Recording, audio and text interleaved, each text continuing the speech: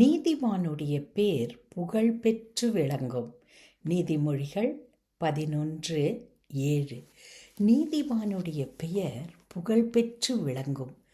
நம்முடைய எண்ணங்கள், நம்முடைய சிந்தனைகள் நீதிமானை குறித்து இருக்கும் என்றால், அவன் புகழ் பெற்று விளங்கிய அந்த நீதிமானின் பெயரை போல நாமும் வாழ வேண்டும் என்று விரும்புவோம். ஆம் அன்பானவர்களே, நீதிமான் என்பவன் யார்? தேவனோடு சரியான உறவில் வாழ்ந்து கொண்டிருக்கிறவர்கள், ஒருவேளை வாழ்ந்து முடித்தவர்களாகவும் இருக்கலாம். நீதிமான்கள் என்பவர்கள் தேவனோடு சரியான உறவை கொண்டவர்கள். அப்படிப்பட்டவர்களின் புகழ் அவர்கள் வாழும்போதும் சரி, அவர்கள் வாழ்ந்து தேவனோடு கூட இணையும் போதும் சரி, அவர்களுடைய பெயர் புகழ் பெற்று விளங்குகிறது. நமக்கும் அந்த வகையான பெயர் கிடைக்க தேவனிடத்தில் நாமும் கேட்டுக்கொள்ளுவோம்.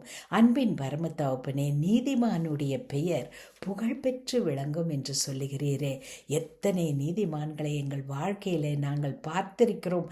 அவர்களை நினைக்கும் போதெல்லாம் அவர்கள் பெயர் இன்றும் புகழ் பெற்று விளங்குவதை நினைத்து உம்மை துதிக்கிறோம் ஆண்டவரே. அப்பா பிதாவே, அந்த வகையில் எங்கள் பெயர் புகழ் பெற்று வாழ நாங்கள் உம்மோடு சரியான உறவு கொள்ள தேவன் எங்களுக்கு கிருபை செய்வீராக.